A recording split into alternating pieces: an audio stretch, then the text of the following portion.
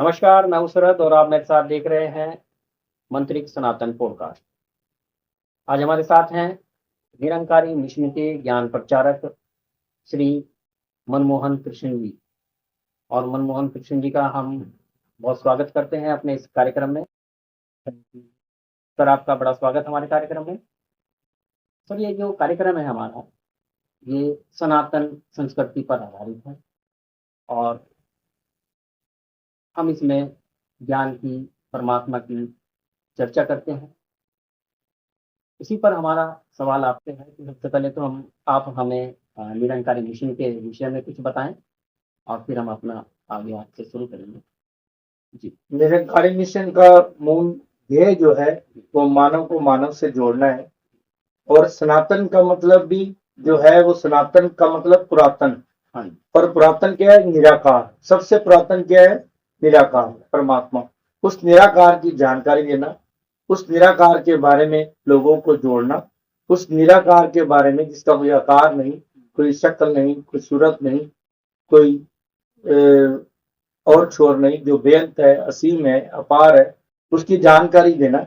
वो हम सब के भीतर है, वो सब है, वो हमारे अंदर भी है, हमारे बाहर भी है, वो हर जगह व्याप्त है, वो निराकार परमात्मा। उसको अगर हम जान लें, अगर ये समझ आ जाए कि हम उसी निराकार की ही बनाए हुए हैं, उसी की संतान है, तो हमारे बीच में झगड़े खत्म हो जाए, हम सब एक होकर रहें, मानव को प्यारा, एक दूसरे का बने सहारा। तो इसीलिए यही हमारा संदेश है कि आपस में जात पात के, धर्मों के, देश के ये झगड़े सब खत्म हो और एक दूसरे के करीब इंसान आ पाए। तो एक को जानो, एक को मानो, एक हो जाओ वाला संदेश निरंकारी मिशन का मेन स्लोगन है। और उसी के ऊपर हम जो भी यहाँ पर हमारे सदगुरु के द्वारा संदेश दिए जाते हैं, तो यही दिए जाते हैं कि इंसान इंसान के करीब आ पाए। हाँ सर, सनातन धर्म में परमात्मा को निराकार क्यों माना जाता है? क्योंकि परमात्मा का मूल स्वरूप है ही निराकार। माना क्यों जाता है? इसलिए भी माना जाता है। अभी आप सनातन धर्म में देखो, मूर्ति पूजा के बारे में बात होती है, लेकिन हम 9 दिन तक 9 दुर्गा की पूजा करते हैं। 10वें दिन क्या करते हैं? उसका विसर्जन करते हैं। इसका मतलब यही है कि शुरू में निराकार पर ध्यान नहीं जुड़ता, क्योंकि जो परमात्मा निराकार है, जिसका कोई आकार नहीं, तो आप उसके मूर्ति के स्वरूप को पहले मानते हैं, उसमें आप परमात्मा की छवि देखते हैं, उसके आगे नाचते हैं, गाते हैं, मनते मांगते हैं। लेकिन असली संदेश आखिर में क्या दिया जाता है कि इस पर टिकना नहीं, इस पर रुक नहीं जाना, इस मूर्ति का भी विसर्जन कर देना है। इस मूर्ति का विसर्जन का मतलब कि साकार से निराकार की हो। तो इसलिए वो निराकार की ही उपासना सनातन में भी की गई है, बताई गई है। इसलिए हमारा चाहे सनातन धर्म का हो, चाहे निरंकारी मिशन का हो, एक ही ध्येय है कि निराकार की ओर जाना। सर, ये मतलब जैसे साकार को सही मान सकते हैं या निराकार को सही मान सकते हैं, या दोनों ही सही है? दोनों ही सही है। साकार की कृपा से निराकार मिलता है और निराकार की कृपा से साकार मिलता है। अगर साकार नहीं होगा तो निराकार की जानकारी कौन देगा? और निराकार की कृपा हुई तो साकार रूप में सतरूप प्रकट होते हैं। तो दोनों का भिन्न भिन्न रोल है, भिन्न भिन्न रूप है। सर, ये जैसे गुरु है और एक शब्द है सतगुरु, तो दोनों में क्या फर्क? गुरु तो तमाम होते हैं। गुरु तो सारी शिक्षाओं के लिए कोई भी गुरु बनाना पड़ता है।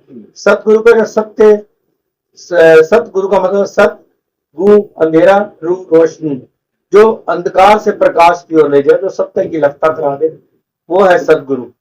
वो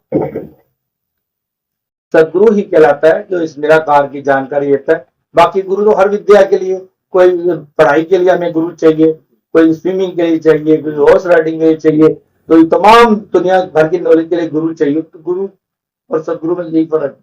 सर, निराकार परमात्मा की कुछ अवधारणाएं हमें बताएं, किस तरह से हम उनको जान सकते हैं, किस तरह से भक्ति कर सकते हैं निराकार परमात्मा की?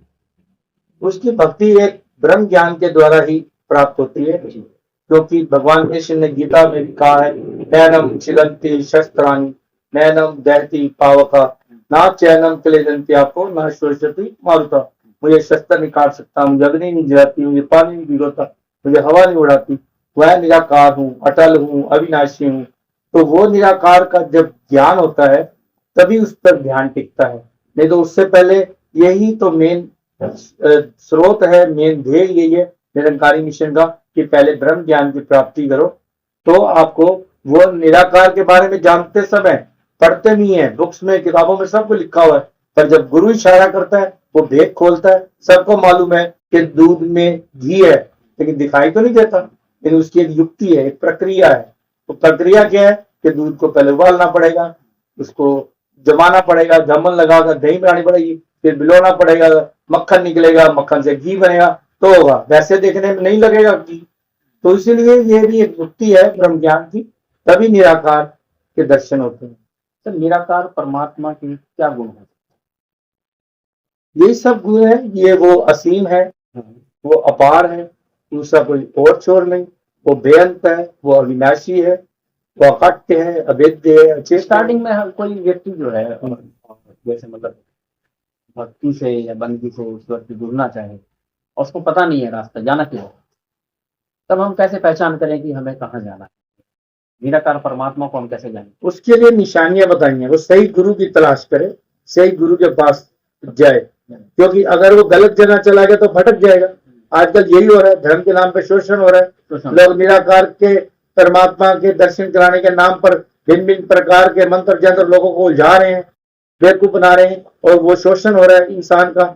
लेकिन जबकि शास्त्रों में निशानियां बताई गई हैं, वो निशानियों के आधार पर वो पैरामीटर दिए गए हैं कि उनके ऊपर आप चलो। जैसे कहा पूरे गुरु की ये निशानी, पार ब्रह्म निकट कर जानी। क्या तुम्हारे गुरु ने तुम्हें निकट करके दिखा दिया है, तुम्हें बता दिया कि ये परमात्मा मेरे निकट है? आगे कहा है बंधन तोड़ मिलावे राम, अहम सलागे सहज ध्यान, मिटे क्लेश सुखी हो रही है, ऐसा दाता सदगुरु कहिए। कि जो सब बंधनों से मुक्त करके रमे राम से जोड़ दे, वो है पूर्ण सदगुरु, और उसी के जरिए पूर्ण निरंकार के परमात्मा के दर्शन होते हैं। अगर उसने बंदरों में डाल दिया, आपको जंतर मंत्र दे दिया, करना मना गुर तू चेला मैं गुर, और वो उलझा दिया दुनिया भर के कर्म कांड में बंदरों में, तो वो ना वो गुरु पाएगा। और वो गुरु के ऐसा गुरु अगर मिलेगा तो वो तो तुम्हें पहले उलझा पड़ा, वो तुम्हें उलझा देगा। तो सही जगह पे अगर गुरु चुनोगे, सही जगह पहुंचोगे, तो भी निराकार तक पहुंच सकते हो, नहीं तो नहीं पहुंच सकते। क्या मंत्र के द्वारा ईश्वर को प्राप्त किया जा सकता है? मंत्र एक प्रक्रिया है, लोगों ने बड़े तरह के मंत्र हैं, सिद्धि है, साधनाएं हैं, जाप है, एक मन की तसल्ली है, लोग करते हैं, मंत्र का भी उच्चारण करते हैं। वो उसका अपने अपने 3 प्रकार से ईश्वर को पाने की बातें कही गई, भक्ति योग, कर्म योग, ज्ञान योग, अलग अलग तरीकों से लोगों ने पहुंचने की कोशिश करी है। तो कोई मंत्रों के द्वारा भी पाने की प्रयास करता रहता है। अब अपनी अपनी पद्धति है, उसके लिए मैं किसी को क्रिटिसाइज नहीं करूंगा, ना हमारा मिशन किसी को खंडित करता है, ना किसी का वो करता है। निराकार परमात्मा की उपासना की क्या लाभ? क्योंकि निराकार की उपासना करेंगे, निराकार को तो कोई फर्क नहीं पड़ने वाला। देखो उसकी जितनी मर्जी स्तुति गान करते रहो, उसकी जितनी मर्जी स्तुति करते रहो, फर्क हमको पड़ना है। अगर निराकार वाले गुण हमारे अंदर आ जाए तो हमारे अंदर धैर्य होगा, सब्र होगा, संतोष होगा, सीधा आएगा, क्योंकि निराकार विशाल है, अपार है। वैसे गुण अगर जो निराकार के अंदर गुण है, जो परमात्मा के गुण है, अगर उसकी उपासना करते हैं, वही ध्यान, वही सब कुछ चीजें हमारे अंदर आ जाए, तो हम विशाल हो जाएंगे, हम सहनशीलतावान हो जाएंगे, हम तनाव मुक्त हो जाएंगे, हम ऐसे हो जाएंगे कि उसके बहाने में रहने आ जाएंगे, कि हम उसकी शक्ति को समझने लगेंगे। जो ईश्वर कर रहा है वो ठीक कर रहा है, जो हो रहा है वो ठीक हो रहा है। तो अपने सुधार के लिए उपासना है। तो सनातन धर्म में निराकार परमात्मा की उपासना के लिए किस तरह से हम लोगों को समझा सकते हैं कि सनातन में निराकार को हम समझ सकते हैं? वही मैंने बताया कि जैसे मैंने बताया कि साकार से निराकार की ओर जाना, हम लोग सनातन में साकार पे टिक गए, निराकार की ओर नहीं जा पाए, वही हमारी सुई अटक गई, गाड़ी अटक गई। मैंने जैसे बताया कि विसर्जन का मतलब यह था कि हमें फिर निराकार की ओर टारगेट करना है, उसको मेन ध्येय करना है। तो हम कहीं ना कहीं अटक गए। हम ये कहते हैं ठीक है, मूर्ति में भी भगवान है, ये बात ठीक है, लेकिन मूर्ति में ही भगवान है, ये गलत हो जाता है। वहां पर हमें हरि व्यापक सर्वत्र समाना, प्रेम तो प्रकट हो ही नहीं जाना, ये प्रेम से ही प्रकट होता है। आपका प्रेम जो है वो आपको ईश्वर के ओर करीब लाएगा। आप एक जगह टिकना नहीं है, रुकना नहीं है। हमें तो हर जगह परमात्मा को बताया गया कि चाहे वो किसी भी रूप में हर रूप में, हर जगह पर परमात्मा है।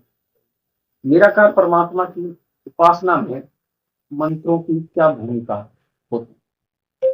वो मैंने बताया पहले भी आपको कि लोगों का ध्यान कंसंट्रेट करने के लिए आप मंत्रों का उच्चारण, उपासना, ध्यान यूज कर सकते हैं। यूज करना चाहे कर सकते हैं। हमारे धर्मशास्त्र भरे पड़े हैं, हमारे वेद पुराण सब भरे पड़े हैं। लोग अपने अपने ढंग से अपनी भक्ति में भगवान और अगर पे ना करना चाहे निराकार तो भी कोई फर्क नहीं पड़ता। कोई भी भगवान को क्या फर्क पड़ना है उसको।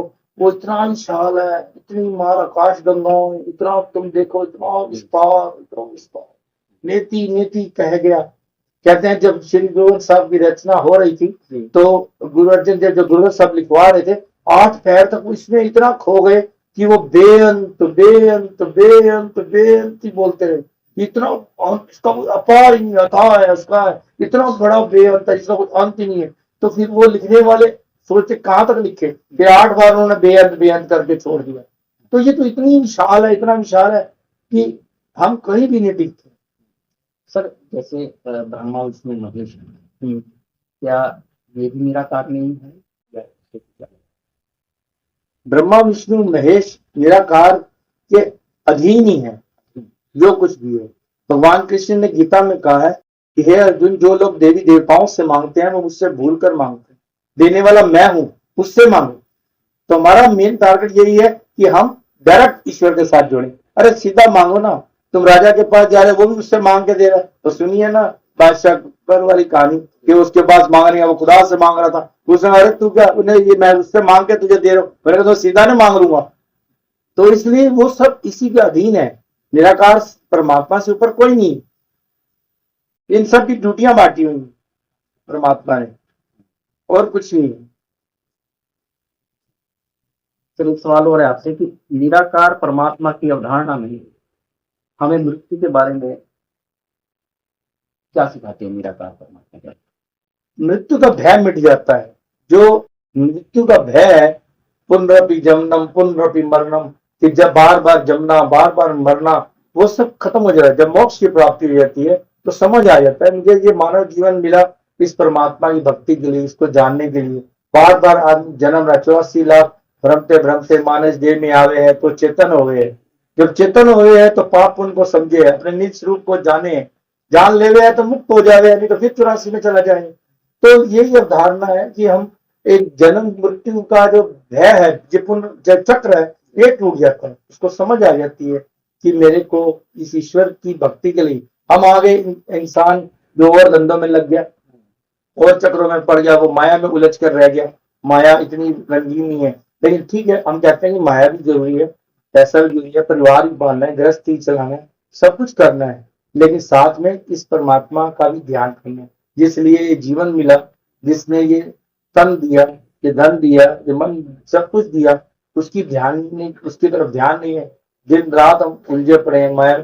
सबको पता है सब यही छोड़ जाना है, फिर भी हम दिन रात भागे जा रहे हैं। लेकिन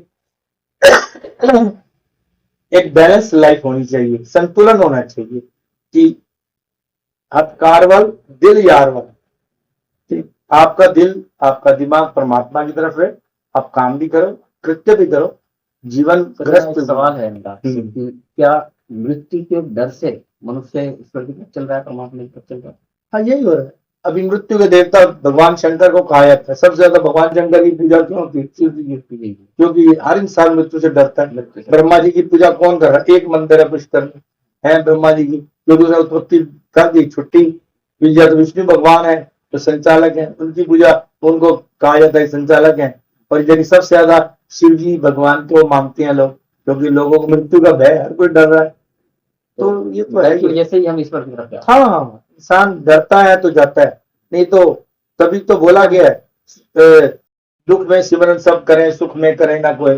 जो दुख में सिमरन करे तो जो सुख में सिमरन करे दुख कहाँ से हो। तो मोक्ष के लिए नहीं जा रहे हैं ईश्वर की तरफ, नहीं जा रहे, यही तो गड़बड़ हो रहा है ना। अभी मोक्ष को प्राप्त करने के लिए, मुक्ति के लिए कोई नहीं आ रहा। जब किसी को दुख तकलीफ कष्ट होती है तो वो भागता है, कुछ दुनियावी पदार्थ चाहिए तो वो भागता है और गुरुओं की शरण में इधर उधर जाता है। हम ईश्वर को समझना ही नहीं चाहते, हम इधर ही अटके रहना चाहते हैं। बस ये है ना, वो कहते हैं ये जग मिठा अगला किस दिखा। अरे ये मस्ती मौज लो, आगे किन्ने देखा है। तो ये सोच हो गई है इंसान की, तो वो आगे की सोच ही नहीं रहा। एक सवाल और हम क्या निराकार परमात्मा की उपासना से हमें मृत्यु के बाद के जीवन को समझ सकते हैं? मृत्यु के बाद का जीवन यही है कि जो भी हमारे बड़े महात्मा संत गए, वो पहले ही यहाँ डिक्लेयर करके गए। उन्होंने बाद में जाके चिट्ठी नहीं भेजी कि मैं अब कहाँ हूँ, किधर हूँ, क्या हूँ। उन्होंने कहा है कि मरता मरता जग मरे, मर भी ना जाने कोई, ऐसी मरनी जो मरे बहुर न मरना होए। कि मैं तो गुरु के दर पे मर गया, मैंने जिस मरने से जग डरे मेरे मन आनंद, मरने ही से पाइए पूर्ण परमानंद। वो उन्होंने कहा कि अपने आप को जीते जी खत्म कर देना। जीते जी जो इस सत्संग में गुरु के चरणों में आनंद प्राप्त कर गया, वो यही डिक्लेयर कर गया। और यहां तक कबीरदास जी ने क्या क्या कह दिया कि जो दिया कबीरा रोए, जो राम बुलावा भेजिया दिया कबीरा रोए, जो सुख सत्संगत में वो बैकुंठ ना होए। इतनी इतनी बड़ी बातें कह दी। अब बैकुंठ धाम में जाकर तो कोई चिट्ठी नहीं भेज रहा ना, वो यहीं पर इसी परमात्मा के आनंद में ही अपने आप को डिक्लेयर कर गए। तो ये आनंद हमें जीते जी प्राप्त करें। हाँ, सर क्या 1,84,000 होती होती होगी, शास्त्रों में लिखा है। तो अब उसके ऊपर मैं साइंस का स्टूडेंट हूँ, और लेकिन है सभी धर्म लेकिन मानते हैं कि भाई हाँ मानते हैं। तो अब कई चीजें ऐसी है ना जिनके बारे में आप कुछ नहीं कह सकते। कोई उनके लिए आप कुछ कहोगे तो बेमतलब वाद विवाद का विषय बन जाएगा। अभी साइंस भी नहीं पहुंच पाई इतना, 84 लाख लिया जून तक वो अपने स्पीसीज के मेरा कहने का मतलब है पहुंच कि नहीं। मनुष्य मृत्यु के बाद मनुष्य ही बनता है या अन्य जीव में चला जाता है? नहीं, कई जगह पर ये है, अंत में जो माया सिमरे सरब जुनी वल वल उतरे। अंत में जो बच्चे सिमरे वो कहते हैं सुअर जुनी वल वल उतरे। अंत में जो मंदिर सिमरे, बड़ा कुछ है जो कोई लिख दिया गया कि ऐसे अगर आखिरी समय, और जो अगर एक्सीडेंट से किसी का मौत हो जाए, कुछ हो जाए तो क्या होगा। तो ये कई चीजें ऐसी कॉन्ट्रा इंडिकेटेड है ना, जिनके लिए कुछ नहीं कहा जा सकता। अच्छा, पुनर्जन्म भी होता है?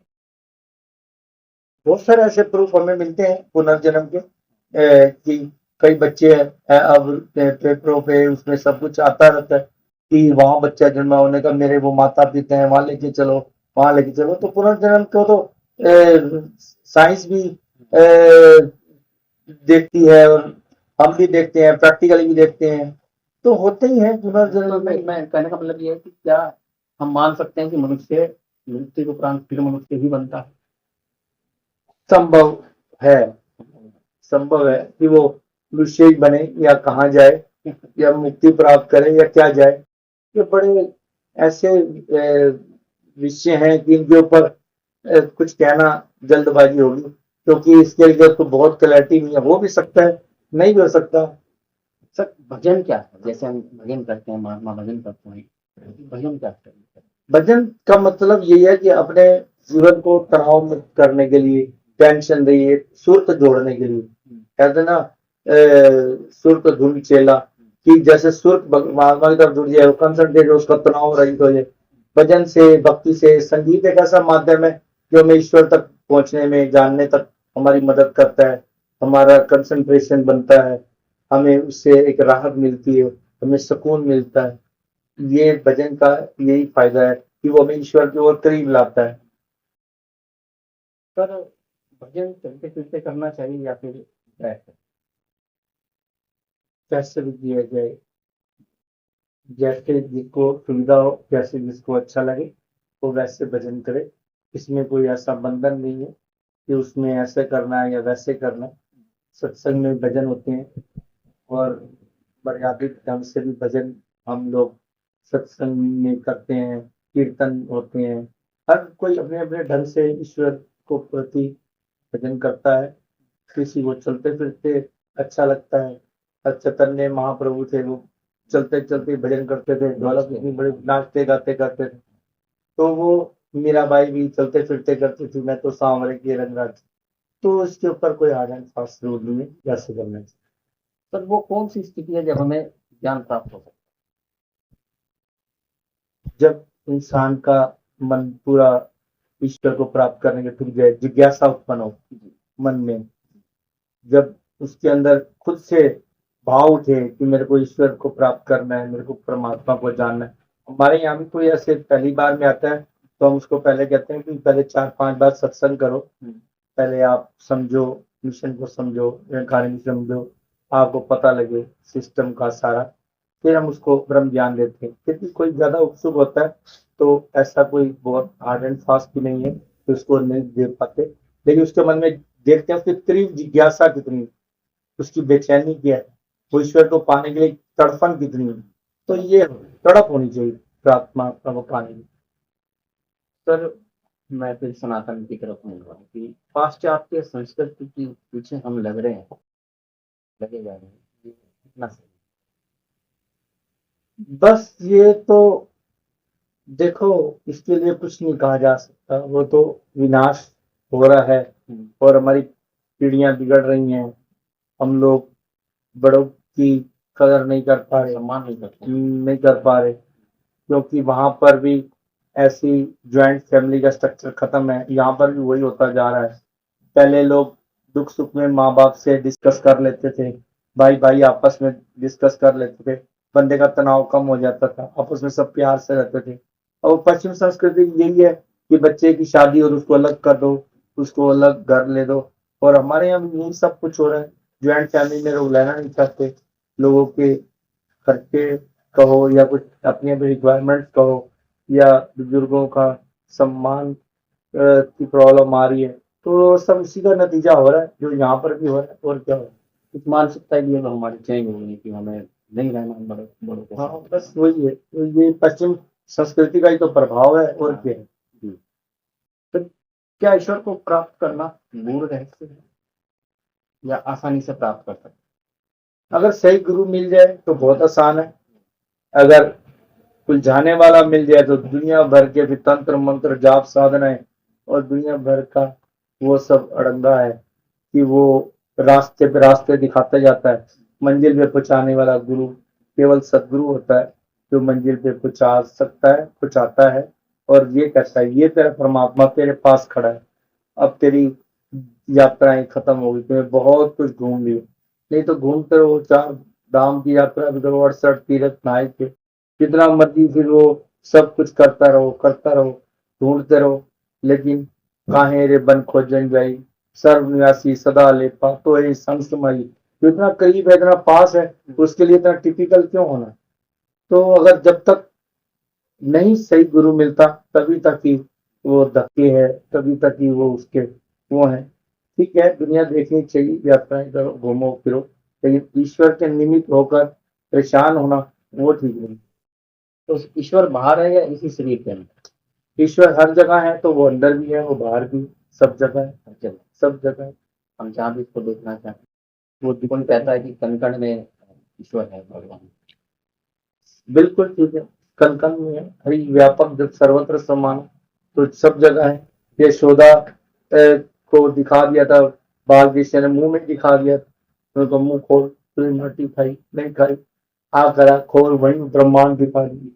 तो कहीं पर भी राजा जनक को अष्टावक्र से ज्ञान हुआ कि एक घोड़े की रकाब पे पैर रखो, दूसरे रकाब पे पैर रखने से भी पहले ज्ञान हो जाए, तो वो भी है। तो हर तरह से बड़े बड़े अलग अलग पद्धति से भगवान का ज्ञान दिया गया, वो अंदर भी है, वो बाहर भी है, वो सब जगह है। सर निराकार परमात्मा को प्राप्त करने के भी कुछ मंत्र हैं या सीधा सीधी भक्ति? नहीं, डायरेक्ट तार जुड़ती है, उसके लिए कोई भी मंत्रों की बाद में अपना वो भक्ति बीच वाले की जरूरत नहीं। ना कोई निवेदन नहीं चाहिए। सर एक और है कि तंत्र मंत्र क्या है? सवाल हम तंत्र मंत्र तो सारा भरा पड़े, मैंने बताया आपको, 4 वेद, 6 शास्त्र और 18 पुराणों में तंत्र ही भरे पड़े, और रिद्धि सिद्धि के चक्कर में लोग अपनी जापना साधनों के चक्कर में कोई अपना धन प्राप्ति का मंत्र उच्चारण करता है, कोई पुत्र प्राप्ति के लिए करता है, दुनिया भर के वो सब लोगों को संसारिक पदार्थ चाहिए, वो तंत्र मंत्र में ये उलझे रहते हैं। क्या यहाँ निरंकारी सत्संग में आता है लोगों की मनोकामना पूर्ण होती है या उस ध्येय से लोग आते होंगे, लोगों का प्राप्ति हो जाए? लोगों का ध्येय जरूर होता है, पर हमारा ध्येय ब्रह्म ज्ञान देने का ये नहीं होता। हमारे सदगुरु पहले ही कहते हैं अगर इस चक्कर में आए हो तो फिर ये सोच के मत आओ। पहले से ही ये कहा जाता है अगर ईश्वर प्राप्ति की इच्छा है तो वो है। तो जैसे एक कहानी है ना कि जब राजा अपना हो गया तो फिर कोई कमी नहीं रहती। क्या अगर वो रानी एक को जागीरें मांग ली, एक ने सोना चांदी जवाहरात ले लिया, एक ने राजा मुझे तू चाहिए, तो हमारी तो सिद्धांत दिया कि ईश्वर अपना हो गया फिर ईश्वर से जो मर्जी मांगो, लेकिन शुरू नहीं अगर तुम ये सोच कर आ रहे हो कि ये मिलेगा तो मैं करूंगा, तो जो ऐसे स्वार्थवश आते हैं ना, वो अगर कार्य पूर्ण होता है तो भी छोड़ के चले जाते हैं, कार्य नहीं होता तो भी छोड़ के चले जाते हैं, तो वो फिर टिकाऊ नहीं रहता। अगर ईश्वर को पाने की इच्छा है तो मिशन में आके इस ब्रह्म ज्ञान को प्राप्त कर।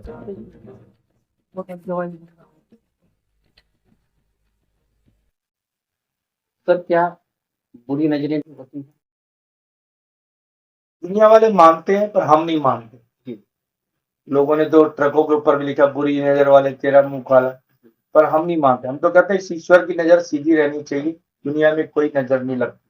अगर ईश्वर की नजर तुम्हारी तरफ, अभी आपने वो कथा भी सुनी होगी कि जब युद्ध प्रारंभ होने से पहले भगवान कृष्ण के पास एक तरफ अर्जुन और एक तरफ दुर्योधन आए। पहले दुर्योधन पहुंच गया, वो सराहने जाके बैठ गया, भगवान कृष्ण सोए हुए थे, उधर अर्जुन चरणों की तरफ बैठ गया। तो एकदम से भगवान कृष्ण ने देखा, अरे अर्जुन तुम कब आए? तो उन्होंने पीछे से दुर्योधन बोला, अरे कृष्ण मैं पहले से आया बैठा हूँ। और जैसे उन्होंने पीछे की नजर घुमाई तो वहां पर व्यास जी लिखते हैं कि जिस पर प्यारे कृष्ण की टेढ़ी नजर बस हो गई, उसकी किस्मत तो हमेशा के लिए सो गई। जंग का फैसला तो मानो उसी दिन ही हो गया जिस पर प्यारे कृष्ण की टेढ़ी नजर बस हो गई। तो नजर तो ये बात है, जिस पर भगवान की सीधी नजर है वो दुनिया की नजरें क्या करेंगे। तो इसलिए हम नजर वजर को तो हम मानते नहीं, ये एक वहम भरम बुलेखे का हिस्सा है। तो हम किसी भी भरम को नहीं मानते, चाहे वो वीरवार को कपड़े धोने की बात है, चाहे वो बिल्ली रास्ता काटने की बात है, चाहे वो बाल कटवाने की बात है, शनिवार बाल कटा, तो ये सब भरम हम नहीं मानते। हमारे मिशन में ये सब वहम भरम बुलेखों को काटा जाता है, तो इसलिए ये नजर वजर की बात हम नहीं मानते। सर कृष्ण जी को मानते हैं निरंकार में? हम सबको मानते हैं। हम हम कहते हैं, हम दुनिया को हम ये संदेश देते हैं कि देखो भगवान राम को मानते हो, भगवान राम की नहीं मानते, कृष्ण को मानते हो, भगवान कृष्ण की नहीं मानते, तो उनकी मानो ना, जो उन्होंने बात कही है। हम उनको तो मान नहीं रहे और उनकी पूजा आप करते रहो जितनी मर्जी करते रहो, कोई फायदा नहीं। जो उन्होंने कहा वो तो अमल नहीं कर रहे और हम लगे हैं बस वो आदर्शों पे हम चल नहीं पा रहे। भगवान राम का भरत के प्रति क्या भाई भाई का प्रेम था वो तो हम देख नहीं रहे, आपस में हम मरे जा रहे हैं, मार काट मची हुई है। पति पत्नी का क्या रिश्ता होना चाहिए, बाप बेटे का क्या होना चाहिए, ये मर्यादित पुरुषोत्तम राम ने हमें सिखाया और हम फिर क्या देख रहे हैं, कुछ नहीं। सर वास्तु क्या है? हम कभी कभी मकान भी वास्तु के हिसाब से बनाते हैं, खुद भी इसी तरह से चलते हैं कि भाई कुछ गलत ना हो जाए, कुछ अलग ना हो जाए, बढ़ जाए और ऐसे में जैसे ज्योतिष एक विद्या है, ऐसे वास्तु भी एक विद्या है। उसके हिसाब से हर कोई ये करता है। मकान बनाने से पहले वास्तु का भी, वास्तु दोष भी लोग निकालते हैं, करते हैं। जैसे जिसका ध्यान है वो करता है, ऐसा कुछ नहीं है। गुरु मानने वाले इसको मानते हैं वास्तु है या कोई मेजर दोष है या अन्य चीजें हैं? नहीं, हमारे यहाँ कोई इतना कोई हार्ड एंड फास्ट रूल नहीं है। फिर भी किसी का मन है परिवार में, मान लो 4 लोग हैं, सारे तो मिशन से जुड़े नहीं है, 2 लोग मानते हैं 2 नहीं मानते हैं, वो कहते हैं हमें ये करना है, तो वो हम जब भी झगड़ा ना करो, एक भी सुन लो एक भी मान लो, तो ये है आपस में प्यार से मिलजुल के कर लो, भाई सोल्यूशन निकाल लो, फिर और क्या है। तो सर वेद पुराण उपनिषद भी ईश्वर की व्याख्या करते हैं, कहाँ तक सही? ये बिल्कुल सही? नहीं बिल्कुल सही है, वो करते हैं व्याख्या ईश्वर की, यहाँ तक कि हम तो सभी तो लेकिन वो निराकार नहीं है इसमें, इसको लेके साकार रूप को ना निराकार को मानते हैं, कौन जाता नहीं मानते। अभी उपनिषद का पहला वाक्य मनोभाव मनुष्य बनो, कैसे बनेगा मनुष्य? तो वो सब कुछ सारे ईश्वर की ओर लेके जा रहे हैं, ऐसा कुछ नहीं है कि हर एक का नाम मेन बेस ही वही है, ईश्वर ही तो बेस है। हमारे वेद पुराण आधारित, अगर भगवान को बीच में से निकाल दोगे तो खोखले रह जाएंगे, तो बचेगा क्या? अगर ईश्वर ही नहीं रहा तो उनका औचित्य क्या है? खत्म है फिर। तो बिल्कुल सर, ये जैसे टोना टोटका है या करना कराना है, इसको भी सिरे से नकारता होगा सत्संग। नकारता है, लेकिन ये भूत प्रेत जो होती है, ये हमारे यहाँ जरूर ऐसा निकाला जाता है उनको। लेकिन बहुत सारी मानसिक बीमारियां होती है जिनको भूत प्रेत समझ लेते हैं, वो सब को भी हमें ये ध्यान रखना होता है। कई लोग फालतू के चक्कर में पड़ जाते हैं, हर चीज को भूत प्रेत से जोड़ने लग जाते हैं, वो गलत है।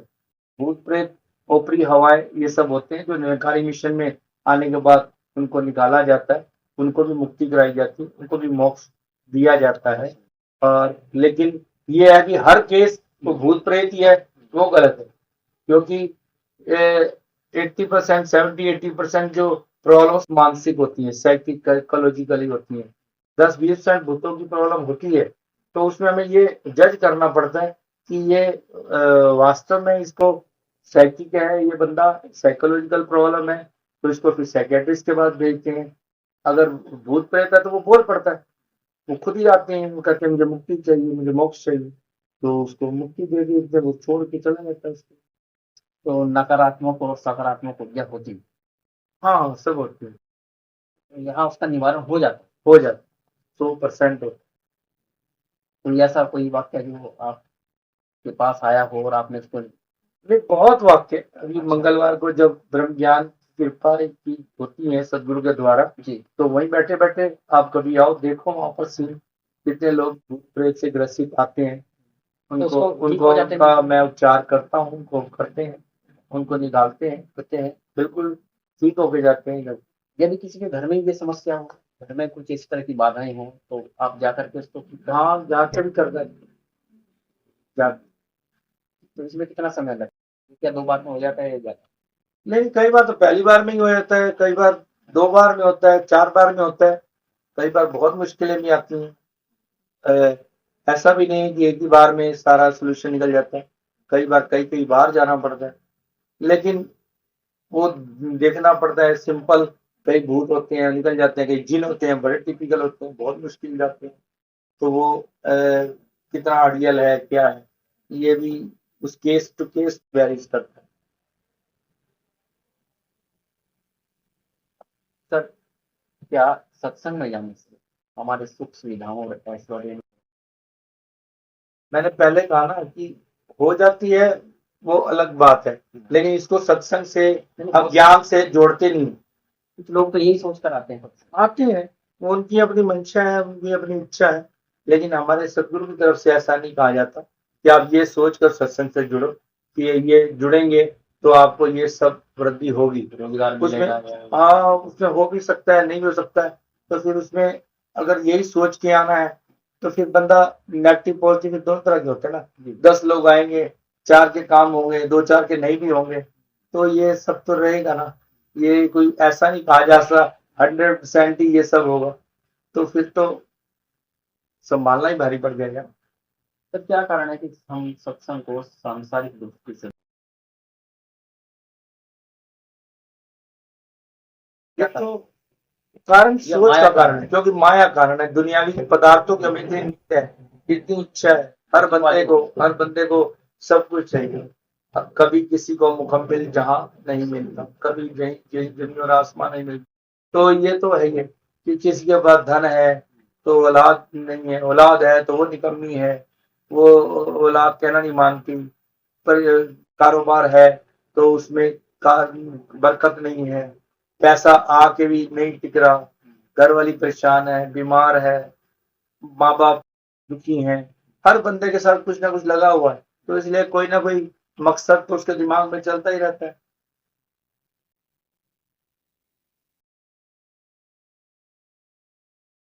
क्या सत्संग जाना है, सिर्फ जाते हैं और आते हैं, क्या इतना काफी है इसको थोड़ा करने के लिए? इसीलिए हमारे सदगुरु ने भी पीछे एक अपने विचार में, संदेश में यही कहा कि अगर आप के अंदर सत्संग में आकर भी कोई परिवर्तन नहीं हो रहा, आप सालों साल से आ रहे हो और आप एज इट इज हो, यू के तू हो, और आपके अंदर को तो बेटर ये कि मत आओ, फिर तो आप अपना टाइम भी खराब कर रहे हो, अपना पैसा भी खराब कर रहे हो। अरे यार कितना किराया भाड़ा भी लगता है, इतना सब कुछ लगता है। तो बेहतर यही है कि अगर आप चेंज नहीं कर पा रहे हो, आप उसी ढर्रे पे चले जा रहे हो, जूते घिसाए जा रहे हो, यहाँ आकर जा रहे हो, तो बेहतर यही अपने घर ही बैठो। तो वो तो अपनी साइकोलॉजी है, आप किस ध्यान से आते हो। अगर आप सत्संग में आकर भी ध्यान आपका घर के कामों में लगा हुआ है, इधर उधर है, वहां पर भी आगे आपको टेंशन हो रही है, वहां पर भी आगे कमियां निकाल रहे हो, वहां ये गड़बड़ हो रही है, ये गलती है, वो ठीक नहीं है, ये ठीक नहीं है, तो ऐसी सत्संग में आने से कोई फायदा नहीं है। आप अगर भक्ति भाव का माहौल में, इसीलिए हम कहते हैं लगी संगत में आओ, लगी संगत में चले जाओ, बस उसमें ज्यादा देर वहां रुकना नहीं, इधर उधर की बातें निंदा चुगली में पड़ोगे तो फिर संगत में आना व्यर्थ हो जाएगा। तो उसका जो मेन टेक्स्ट है, जो जो इसेंस है, वो लेके जाओ। सबके यहाँ वर्तमान में हमें सत्संग की तरफ या ध्यान की तरफ विषय को बढ़ना चाहिए। आज आधुनिक युग में बढ़ना चाहिए, जितना समय बंदा निकाल पाए उतना निकालना चाहिए। अपना जितनी भी उसको समय इजाजत दे, अपने घर के कार्यों से निवृत्त होकर भी भगवान के भजन के लिए अगर वो समय निकालना चाहे तो वो निकाल सकता है। अभी हमारे यहाँ मंगलवार को सत्संग होती है, इतवार को होती है, वीरवार को होती है, तो हमें अलग अलग सुविधाएं दे रखी है। जिसको जिस दिन समय मिलता है वो एक दिन आ जाए, 1-2 घंटे के लिए आ जाए, भक्ति करे, सब समय तो निकालना ही चाहिए। सब कुछ बच्चों का ये सवाल भी होता है, जैसे कोई डॉक्टर बनना चाह रहा है, इंजीनियर बनना चाह रहा है, वो कह रहा है कि मुझे सत्संग में जाने से क्या लाभ, मुझे तो इस तरफ जाना है। नहीं तो वो उसको तनाव रहित जिंदगी मिलेगी ना। सत्संग में आएगा तो यहाँ अगर उसको एक टेंशन फ्री थोड़ी सी एक जिंदगी जीने की कला आएगी, वो इतना अपने आप में टेंस नहीं होगा। आजकल बच्चे ही सुसाइड कर रहे हैं, हाँ। आप देख रहे हो ना। अब हमारे मिशन का बच्चा नहीं कर सकता क्योंकि तो उसको भाने में रहने की ताकत आ गई, शक्ति आ गई। कोई भाग्य ईश्वर तूने जो दिया, कोई मैं फिर ट्राई करूंगा, फिर कोशिश करूंगा, फिर महापुरुषों की सर्दे में आ जाता है, शरण में आ जाता है कि ये ऐसा हुआ, नंबर कम आए हैं, मैं फेल हो गया, कुछ हो गया। हमारे एक महात्मा थे प्रेमी जी, वो एक दिन मिठाई का डब्बा ले आए बाबा जी के पास, तो कहने लगे कि बाबा जी ये ना आप भोग लगाओ। बाबा जी ने कहा क्या बात, आज मिठाई किस बात की? क्या है, मेरे तीनों बच्चे फेल हो गए। उन्होंने फेल हो गए तो मिठाई क्यों लाया? कहना यार कृपा, आपकी कृपा से पास भी तो आप ही ने करा था अब तक, अब फेल हो गए तो भी क्या हुआ? तो वो फेल होने के बाद फिर गुरु ने उनको अपने कामों पे लगा दिया, कोई पब्लिकेशन में लग गया, कोई वर्कशॉप में लग गया, कोई कहा चलो यही लग जाओ, वहीं पे उनको किसी ना किसी काम लगा दिया और वो तीनों बच्चे वहां सेट हो गए, गुरु घर के अंदर ही सेवा में कहीं लग गए। तो वो एक ताकत आ गई। तो वो बच्चे फेल होने से तो वो क्या होता, वो कुछ कर बैठते और काम खराब। तो यहाँ आके उसको सहनशीलता मिलती है। सर क्या कारण है कि आजकल की पीढ़ी में, बच्चों में, युवाओं में सहन शक्ति कम हो रही है? हर छोटी छोटी सी बातों पर गुस्सा, नाराजगी और आत्महत्या जैसे क्योंकि माँ बाप जो है, परिवार जो है, वो बच्चों को समय नहीं दे पा रहे, वो अपने अपने कामों में इतने व्यस्त हैं, वो संस्कार दे ही नहीं पा रहे। बच्चे मोबाइल में पैदा होते ही माँ जो है बच्चों को मोबाइल पकड़ाए जा रही है, वो अपने काम में लगे जा रही है, वो बच्चा बस मोबाइल देख देख के बड़ा हो जा रहा है और वो उसके पास समय नहीं है बच्चों के लिए। वो दोनों माँ बाप वर्किंग में है तो वो सोचते हैं पीछा छूटे, तो वो बच्चे फिर इसीलिए तनाव में रहते हैं, टेंशन में रहते हैं। कोई उनको समझाने वाला, प्यार करने वाला, वो सब परवरिश की कमी हो रही है। फिर वो बड़े होकर तंग करते हैं फिर माता पिता को, और क्या हो रहा है, यही हो यही हुआ।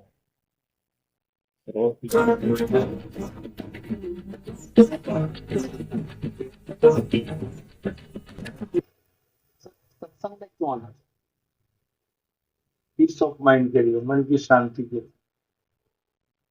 हमारी को पीस ऑफ माइंड चाहिए। सब कुछ इंसान के पास है, एक पीस ऑफ माइंड नहीं है। अब भौतिक युग में बाहर फॉरेन कंट्री में जाते हैं, कोई ऐसी दुनिया की सुविधा नहीं है जो उनके पास ना हो। सब कुछ है पर मन की शांति नहीं, पीस ऑफ माइंड नहीं।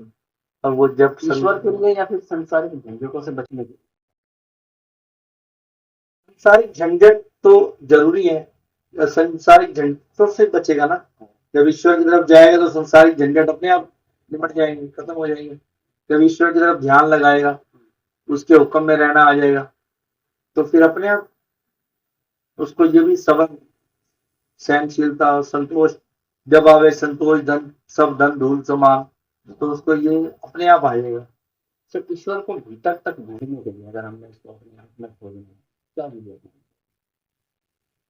अपने आप से नहीं पाया जा सकता, सदगुरु की कृपा से ही पाया जा सकता, स्वयं से नहीं हो।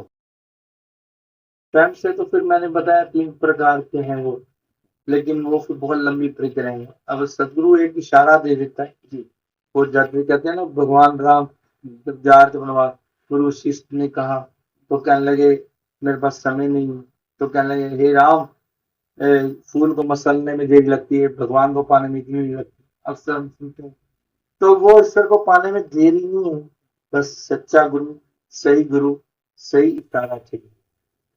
तो ऐसा कोई समय वाला प्रोसेस नहीं है। ईश्वर को जपने से कार्य में सफलता मिलती है, नाम जपने से। ये हमारा बस सोचने का है। नहीं, बड़े बड़े लोगों की सोच है कि मैंने ये ऐसा किया तो मेरा ये कार्य हुआ, सफल हो गया। हाँ मैं सफल हूँ, वो उनकी अपनी सोच है। वो एक ना इंडिविजुअल विषय है, व्यक्तिगत विषय है, वो सामूहिक नहीं कह सकते कि उसने ऐसा किया तो उसका काम हो गया, सबका ऐसे होगा। ये मेरी एक व्यक्तिगत इंटरेक्शन है ईश्वर के प्रति। हम ईश्वर से कितना जुड़े हुए हैं, हाँ इस पर संभव है। ये व्यक्तिगत मैटर है, इसको सामूहिक नहीं किया जा सकता। उसके लिए कोई आप धारणा नहीं बना सकते कि ऐसा करने से ऐसा ही होगा, उसके साथ ऐसा होगा, मेरे साथ क्यों नहीं हुआ। उसने कितने घंटे ये किया, जाप किया, सत्संग करी, इतनी सत्संग करी, वो किया, उसका तो काम हो गया, मेरा तो हुआ नहीं।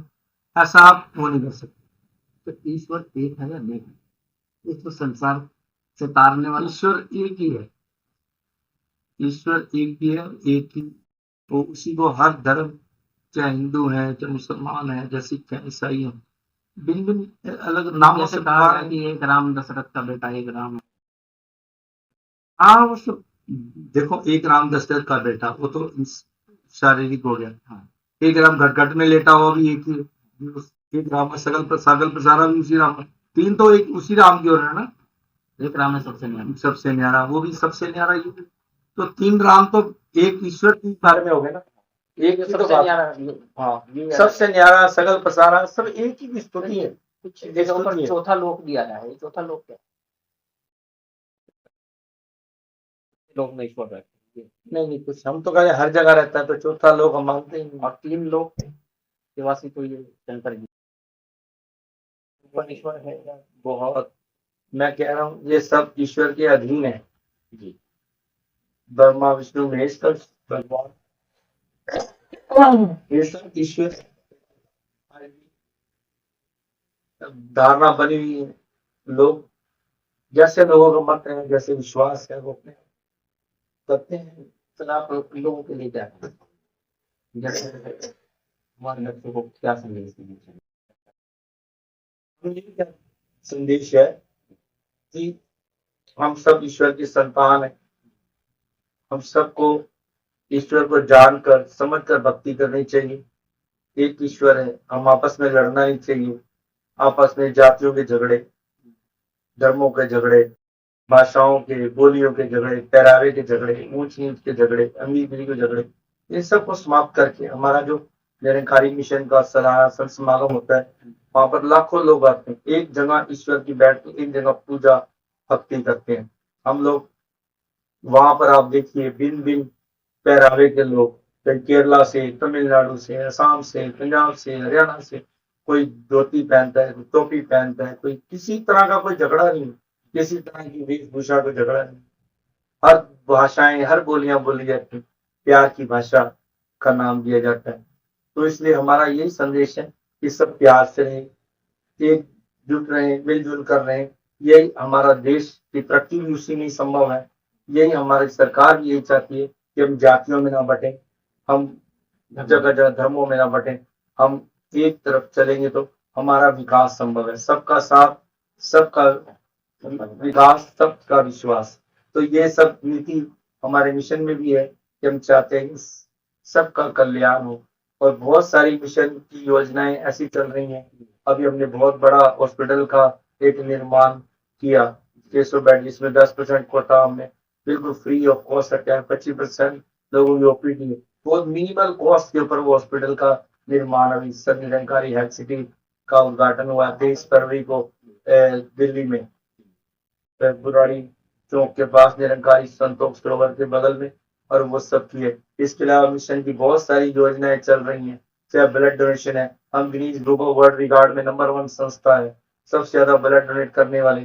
वृक्षारोपण का कार्यक्रम हमारा, अब देखिए शमशान घाट के इधर नुमैश के बगल में 1+1 की स्थापना, आप देखो कितने सैकड़ों पेड़ हमने वहां लगाए।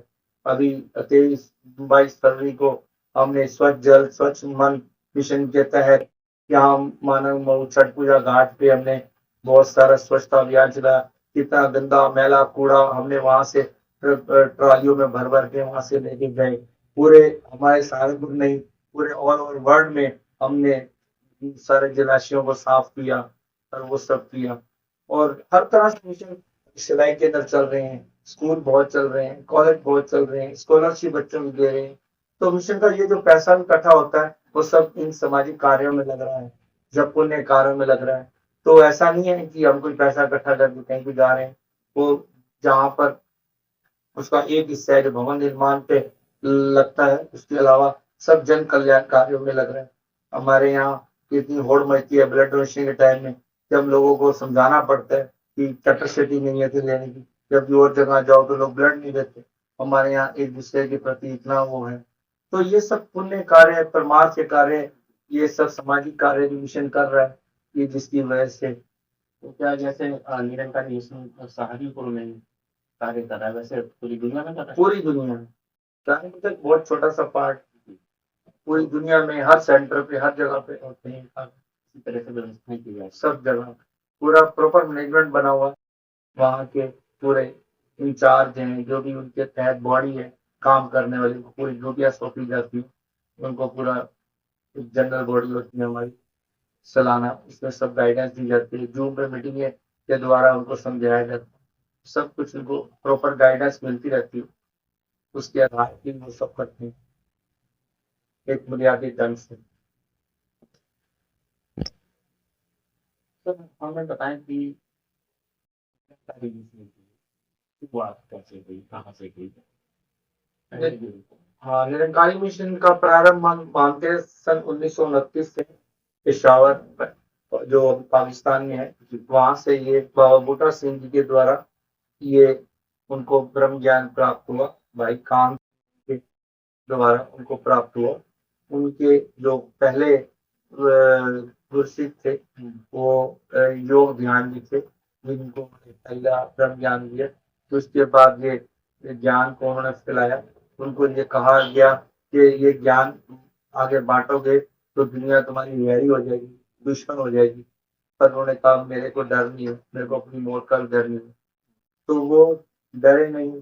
फिर उन्होंने बाबा अवतार सिंह जी, जिनको ये प्राप्त हुआ ब्रह्म ज्ञान के द्वारा, उन्होंने उनको फिर गुरु गद्दी दी। फिर वो 1942 में उनको गुरु बनाया गया, वो ब्रह्मलीन हो गए, वहीं पर शरीर छोड़ गए। फिर वहां से पाकिस्तान बना, तो देश आजाद हुआ जब 15 अगस्त 1947 में, फिर सब यहाँ आ गए। फिर बाबा अवतार सिंह जी ने यहाँ पर आकर मिशन रजिस्ट्रेशन कराया। 1948 में आकर सर निरंकारी मंडल की स्थापना हुई, सर निरंकारी सेवा दल की स्थापना हुई, उसको मैनेज करने के लिए बॉडी बनाई गई, एक मैनेजमेंट बनाया गया। यहाँ पर पहाड़गंज में आकर वो लोग बसे। फिर वहां से अपनी एक कॉलोनी बनी, निरंकारी कॉलोनी, जिसका नाम जमुना पार का, जमुना के किनारे का, जमुना पार नहीं, जमुना किनारे का वो एरिया, जो इसको पुराड़ी का एरिया अभी कहते हैं मुखर्जी नगर के पास, वहां पर भवन निर्माण हुए। वहां पर मिशन आगे बढ़ता चला गया। 1962-63 में उन्होंने बाबा गुरुजन श्री फिर स्वस्थ हो गया उनका, उन्होंने अपने जीते जी अपनी गद्दी बाबा गुरुजन सिंह जी को सौंप दी कि अब आप संभालो। और फिर गुरसिख बनकर और उनके भगत बनकर, शिष्य बनकर माना। जो भी उनसे कुछ मांगने आता था, आशीर्वाद लेने आता, वो कहते थे अब सदगुरु ये है, आज के बाद इनको आप एक गुरु मानोगे तो इनसे प्राप्त करो, मेरे पास कुछ नहीं, मैंने सारी शक्तियां फिर वो बाबा गुरबचन सिंह जी का असेसिनेशन हुआ, उनको उनको जब हत्या हुई उनकी 1980 में और उग्रवादियों के द्वारा, वो भी सबको पता ही है, वो मैं ज्यादा विस्तार में जाऊंगा तो वही टॉपिक बहुत लंबा हो जाएगा। 1978 में अमृतसर कांड हुआ, 1980 में उनकी शहादत हुई और उस शहादत के बाद बाबा देव सिंह महाराज को ये गद्दी मिली। फिर उन्होंने 36 साल तक परोपकार किया, मानव को मानव जुड़ा मिशन का बहुत देश विदेश में बहुत बड़ा विस्तार हुआ। बहुत कोई वर्ल्ड का ऐसा देश नहीं रहा जहाँ पर भवनों का संगत का निर्माण नहीं हुआ। फिर सन 80 के बाद 2016 तक बाबा देव सिंह जी महाराज रहे। बाबा देव सिंह जी की फिर कार एक्सीडेंट में उन्होंने भी शरीर हुए, तो वहां से फिर सदगुरु माता सुरेंद्र जी महाराज को ये गद्दी मिली। वो 2 साल रहे, इशू थे, उन्होंने शरीर छोड़ा। फिर आज की डेट में 2018 में फिर सदगुरु माता सुदीक्षा जी महाराज को ये मिशन की बागडोर संभाली उन्होंने, तो आज वो दिन रात प्रचार कर रहे हैं, इस मिशन के कार्य में लगे हैं।